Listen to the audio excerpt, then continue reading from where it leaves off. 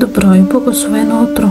Битие, 2 глава. Така бяха завършени небето и земята и цялото множество същества в тях. И на 7-я ден, когато свърши Бог делата, които беше направил, на 7-я ден си почина от всички дела, които беше направил. И благослови Бог 7-я ден и го освети, защото в него си почина от всичките си дела, от всичко, което беше сътворил и създал. Тези са сведенията за небето и земята, когато бяха сътворени във времето, когато Господ Бог създаде земята и небето. А никакво полско растение още нямаше на земята и никаква полска трева не беше още поникнала, защото Господ Бог не беше дал дъжд на земята и нямаше човек, който да обработва земята. Но пара се издигаше от земята и напояваше цялото лице на земята. И Господ Бог образува човека от пръст и земята и вдъхна в ноздрите му дъх на живот. И човекът става живо същество. И Господ Бог насади градина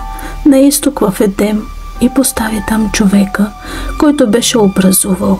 И Господ Бог направи да израсте от земята всяко дърво, което е красиво на глед и добро за храна, както и дървото на живота сред градината, и дървото за познаване на доброто и на злото. И река изтичаше от Едем да напоява градината, откъдето се разклоняваше и ставаше на 4 главни реки. Името на първата беше Фисон.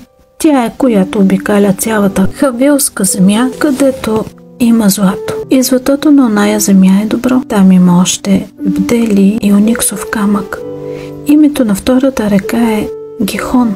Тя е, която обикаля цялата земя, Куш. Името на третата река е Тигър. Тя е, която тече на изток от Асирия. И четвъртата река е Ефрат. И Господ Бог взе човека и го засели в Едемската градина, за да я обработва и да я пази.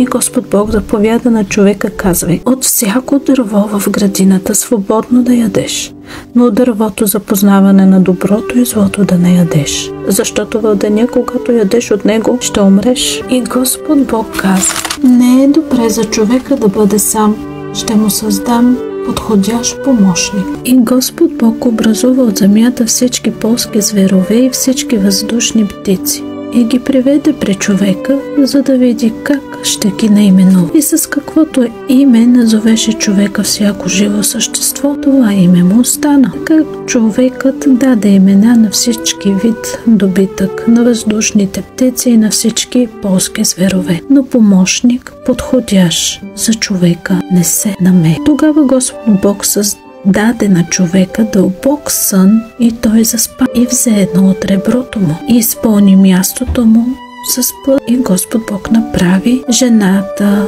от реброто, което взе от човек, и я доведе при човек. А човекът каза: тази вече е кост от костите ми и плът от плътта ми. Тя ще се нарече жена, от мъжа е взета. Затова ще остави човек баща си и майка си и ще се привърже към жена си. И те ще бъдат една плът. А и двамата, човекът и жена му, бяха голи и не се срамуваха. Благословен от Бога ден!